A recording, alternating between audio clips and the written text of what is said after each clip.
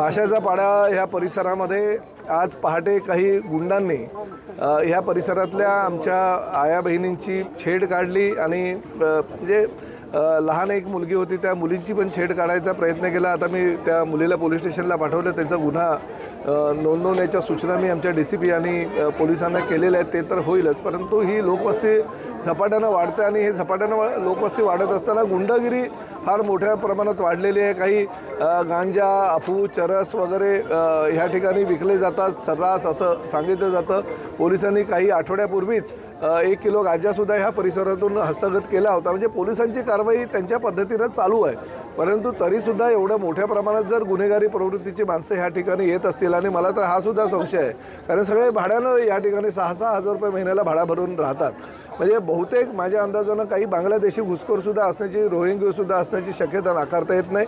मी पोलिसांना चौकशी करण्याच्या सूचना दिलेल्या आहेत, त्याप्रमाणे चौकशी होईल। ह्या परिसरामध्ये एक पोलीस चौकीची मागणी स्थानिक नागरिकांनी केली, ती पोलीस चौकीची पण मी व्यवस्था करून देतो आणि त्या ठिकाणी पोलीस राहतील, जेणेकरून पोलिसांचं एक आहेत पोलीस ह्या ठिकाणी 24 तास कार्यरत, म्हणून लोकांना एक त्यांच्या विश्वास एक व्यक्त होईल आणि ह्या परिसरामध्ये जे काही गुन्हेगारी प्रवृत्तीचे लोक आहेत ते पूर्णच्या पूर्ण आजच्या आज एक पोलिसांचा विशेष स्क्वॉड घेऊन ते कसे पकडता येईल यासाठी पोलीस चारी बाजूने तयारी करतात।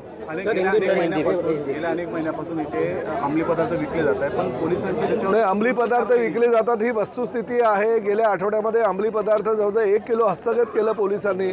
दुर्दैव आहे की मीरा भाईंदर शहर हे मुंबईला लागून असलेल्या शहरामध्ये अंमली पदार्थाचा एवढा मोठा साठा जर मिळत असेल, याचा अर्थ बाहेर लोक म्हणजे काही बाहेर राज्यातनं काही लोक या ठिकाणी येऊन हे अंमली पदार्थ विकतात, काही स्थानिक विकतात।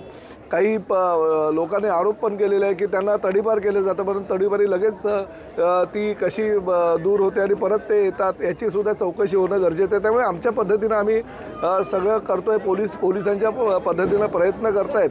चुकी जर कुठल्या पोलिसांच्या माध्यमातून आढळली तर निश्चितपणे त्या पोलिसांवर पण कारवाई करण्यात येईल, कारण शेवटी कायदा व सुव्यवस्थेचा प्रश्न आहे आणि तो प्रश्न आम्हाला आमच्या पद्धतीनं दूर करायचा आहे। परंतु आता हे जो काय काल रात्रीचा प्रकार घडला त्या प्रकाराची दखल घेत आम्ही ताबडतोब कारवाईचे आदेश दिलेले आहेत।